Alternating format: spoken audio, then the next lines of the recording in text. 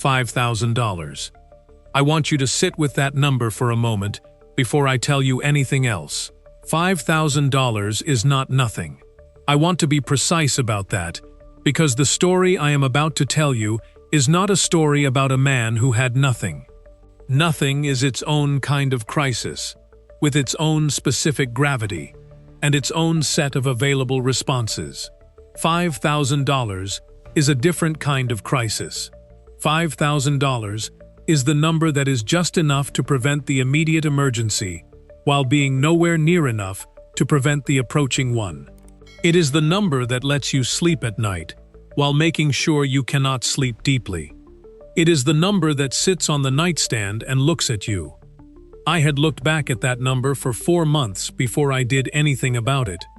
Let me tell you who I was before I tell you what I did. Because a man down to his last $5,000 at 68 did not arrive there cleanly. He arrived there through a specific sequence of choices and circumstances and the occasional disaster that he did not choose. And the sequence matters, because the sequence is the honest version, and the honest version is the only one I know how to tell. My name is Tristan. I grew up in Albuquerque, New Mexico, the second of 4 kids in a family that was not poor and not comfortable, and that occupied the specific territory in between, where money was always present as a topic and never present as a comfort. My father drove a delivery truck. My mother cleaned houses 3 days a week and called it helping with the bills, which was accurate and also an understatement. I learned early that money was a thing you chased rather than a thing you had, and that the chasing was permanent, and that anyone who told you otherwise was either lucky or lying. I spent 32 years chasing it as a contractor, not the glamorous kind. Residential renovation, kitchen remodels, bathroom additions, the occasional full gut job on a house someone had bought cheap because it needed everything. I was good at it in the way that people are good at physical work when they start young and pay attention, which is to say my hands knew things that other people had to think about, and the knowing was efficient and mostly reliable. I built a business in Albuquerque that at its peak had 6 employees and a waiting list, and the specific satisfaction of a man who had made something out of nothing except his own hands and his own willingness to show up. The business went in 2018. Not dramatically. Gradually and then completely, the way Hemingway said about going broke, which I read in a paperback in a waiting room somewhere in 2019, and recognized with the specific recognition of someone who has lived the sentence, rather than just read it. The recession of 2008 had damaged it, in ways I spent the following decade pretending were repaired. A partnership that went wrong in 2015 cost me more than the partnership had ever been worth. A lawsuit from a client in 2017 over work that I stand behind to this day, but that I could not afford to defend adequately. And the settlement from that lawsuit took what the decade of pretending had been protecting. I was 64 when I dissolved the business. I had no pension, because contractors do not have pensions. They have the intention of savings that get used for other things. I had Social Security coming at 67 if I waited for the larger amount, or at 66 for a smaller one, and I waited for 67 because the accountant I paid $200 for 2 hours of advice told me the mathematics favored waiting, and he was right, and the $200 was the best money I spent in those years. I had a truck that was 12 years old, and a storage unit with the equipment I could not sell for what it was worth, and was not ready to sell for what someone would pay. I had a sister named Gloria in Phoenix, who invited me to stay with her when the business closed, and whose invitation I accepted with the gratitude of a man who had run out of better options, and the specific shame that runs alongside that gratitude, for men of my generation, who were raised to understand that needing your sister's couch at 64 was evidence of a life that had not gone according to plan. The 3 years in Gloria's spare room were not bad. I want to say that plainly because a story that requires the pre-Philippines life to be unrelievedly miserable is a story that is manipulating you and I am not interested in manipulation. Gloria was generous in the way of people who are generous without requiring acknowledgement of the generosity. She made room. I tried not to take more room than I needed. I did odd jobs in her neighborhood, handyman work, the things my hands still knew how to do, for the cash that kept the shame at a manageable level, because doing something was better than being done for. I waited for the Social Security. It arrived at 67 with the reliability that is the one genuine comfort of that particular program, which is that it arrives. Whatever else has stopped arriving, the check arrives. $1,140 a month. That is my Social Security.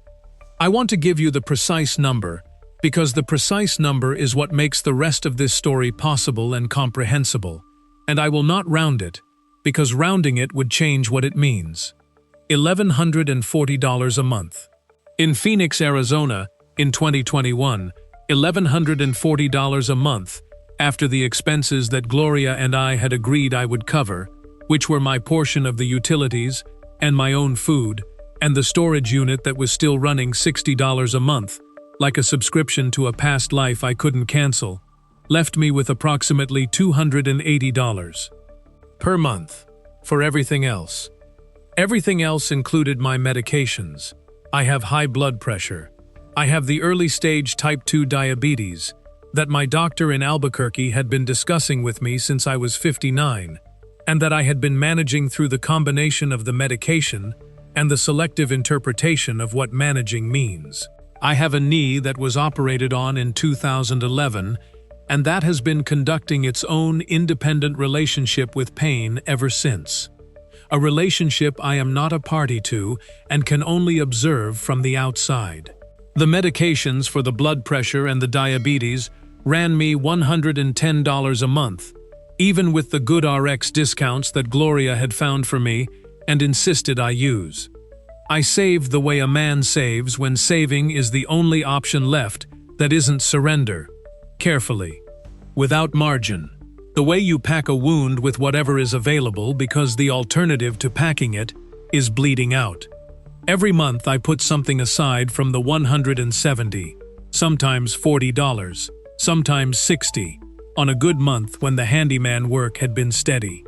Sometimes $15 on a bad month when the truck needed something, or the knee had decided to make its position on stairs definitively known.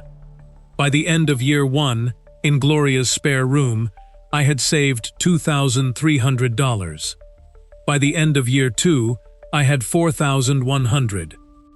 By the end of year 3, the month I turned 68, I had $5,012 in a savings account that I checked every morning on my phone, the way you check something you are frightened of losing, with the specific vigilance of a man who has lost things before and knows that the losing does not announce itself in advance.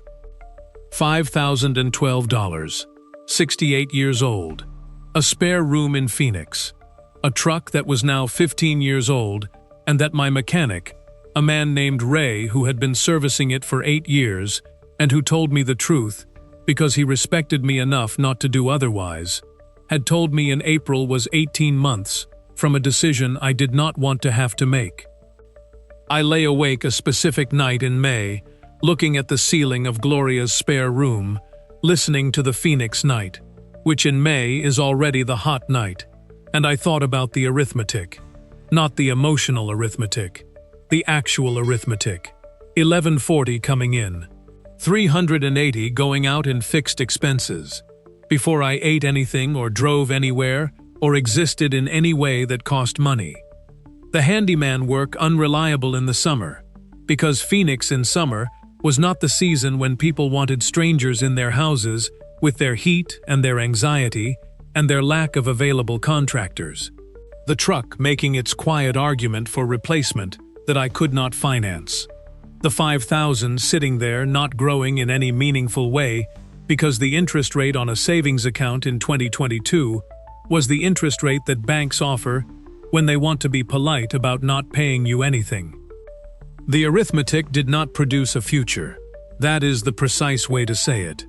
When I ran the numbers forward 2 years, 3 years, 5 years, The arithmetic did not produce a future.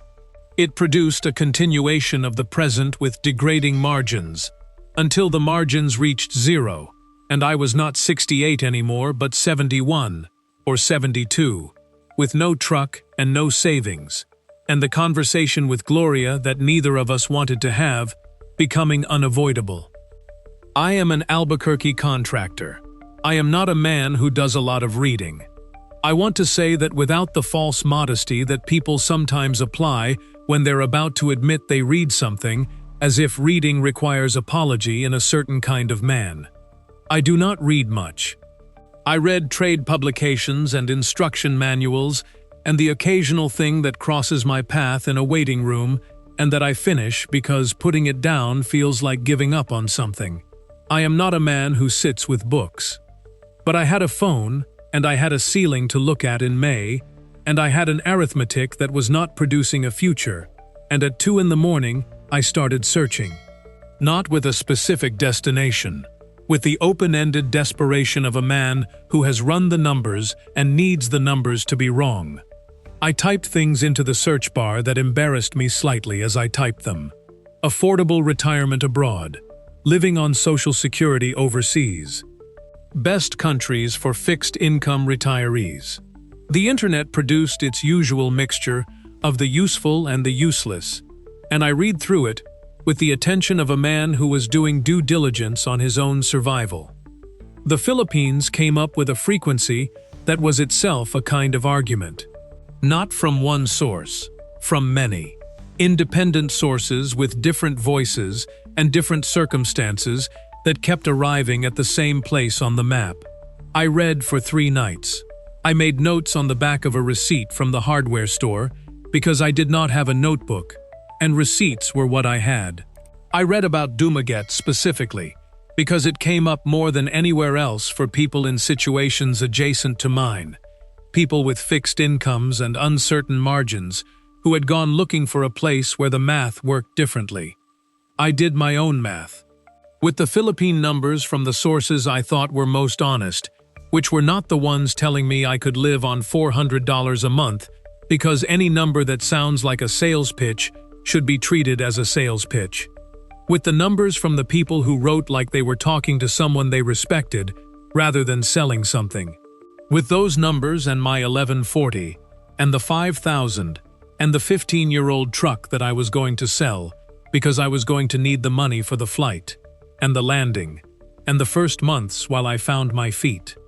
The math worked. Not perfectly, not with the comfort I would have chosen, but it worked in a way that the Phoenix math did not work, which is to say, it produced a future rather than a termination. I told Gloria in June. I want to tell you about that conversation because Gloria deserves to be in this story accurately, and accurately means completely. She listened to the whole thing. The numbers, the research, the 3 nights on the phone, the receipt with the notes, the truck, all of it. She listened the way she had always listened, which was with the complete attention of someone who is going to form her own opinion and is collecting everything she needs to form it. When I finished, she said, "Tristan, have you ever been to Asia?" I said I had not been outside the continental United States, except for 1 week in Cancun, in 2003, that I did not count as international experience. She said, "Have you ever been more than 2 days without work you knew how to do?" I said, "The last 3 years." She said, "How was that?" I said, "Hard." She said, "This is going to be harder in some ways. You know that." I said I knew that. She looked at the receipt with the notes. She looked at it for a while. Then she said, "Tristan, you built a business from nothing with your hands. You built it, and you lost it, and you survived the losing. You can do hard things. That has been established." She put the receipt down. The question is whether this specific hard thing is the right hard thing. I said, "Gloria, the math doesn't work here. I ran it every direction." She said, "I know." She picked up the receipt again, put it down. Then she said, "If you need to come back, there is still a spare room." That was her blessing, delivered in her specific language, which was the language of practical love. Not encouragement, not enthusiasm, not the large emotional endorsement that would have embarrassed both of us. A spare room, if you need it. That was everything. I sold the truck in August. Ray the mechanic bought it himself for $3,800, which was fair, and which I accepted without negotiation, because Ray had been honest with me about the truck for 8 years. And honesty is worth something, and I wanted the transaction to reflect that. With the truck money and the $5,000 and a small amount from tools I sold through a contractor's marketplace online, I had $9,200 when I booked the flight. One way. I want to say that because the one-way ticket is a decision, and the decision matters. A return ticket is a permission slip for retreat. I had retreated enough. I bought one way to Manila and a connecting flight to Dumaguete, and I had $9,000 and $1,140 a month coming on the 1st, and I was 68 years old, and I was going. The night before I left, I sat on the edge of the bed in Gloria's spare room. The room was bare again, the way it had been when I arrived 3 years earlier. The small things that make a space yours packed back into the 2 bags that were going with me, and I sat with the particular feeling of a man on the edge of something that he cannot reverse once he steps off it. Not fear, exactly. The feeling that sits before fear when the decision is already made, and the fear has nowhere useful to go. Gloria knocked. She came in and sat in the chair in the corner, and we talked for 2 hours. About our father, who had driven that truck for 40 years and never once, as far as either of us had witnessed, considered that things could be otherwise. About our mother's hands. About the business in its good years, the crew of 6 and the waiting list, and the 2 years when I had felt like a man who had done it, who had actually made the thing work. About what doing it had cost, and whether the cost was worth the having done it. I said I thought it was. Gloria said, "I know you do. That's why I'm not worried about you." She left me to finish packing. In the doorway she turned and said, "Call me when you land, not when you get to the hotel. When the plane lands. I want to know the plane landed." I called her when the plane landed. It was the first thing I did. I arrived in Dumaguete in September. The heat was immediate and comprehensive, and I met it the way I meet all things that cannot be negotiated with, which is by accepting that the negotiation is over and adjusting to the terms. The airport was small. A man named Ray was outside with a cardboard sign. He drove me to a guest house on a street near the university that I had booked for the first 2 weeks, while I found something longer. The guest house was run by a woman named Ate Cora, who looked at me coming through her gate with the assessing gaze of someone who has been running a guest house for a long time and has gotten efficient at the assessment. She said, "You came alone?" I said yes. She said, "From America?" I said yes. She said, "First time?" I said yes. She said, "Come. You will eat something and then sleep. You look like you have been deciding something difficult for a long time." She was right. I had been deciding for 4 months, and the deciding had its own exhaustion that was different from the travel exhaustion, and she had seen it before I said a word. I ate. I slept 11 hours. In the morning there was coffee waiting. Let me tell you about the first month, plainly because the first month was not a montage. It was a series of days that were sometimes good and sometimes disorienting, and occasionally both at the same time, which is what first months in foreign countries are. And anyone telling you otherwise has either a very good memory or a very low threshold for disorientation. The heat required strategy. I had worked outdoors in Albuquerque for 32 years. Dry heat, the kind that desiccates rather than smothers. And the heat of Dumaguete was a different operating system. It smothered. It was in the air as a presence rather than a condition. By the end of the first week I had learned what the city's longtime residents knew, which was that the hours between 10 in the morning and 4 in the afternoon were not hours for moving around in if you had any choice about it, and that the mornings and the evenings were where the day actually lived. I restructured accordingly. Early mornings for the market and the walking, and whatever the day required of me outdoors. Midday inside with the fan running, and the book I had brought, and the second-hand paperbacks I had started buying from a small shop near the Silliman University campus, which sold them for 20 pesos apiece, which was 35 cents, and which I want to flag as one of the better cost of living facts in a city full of better cost of living facts. Evenings for the boulevard.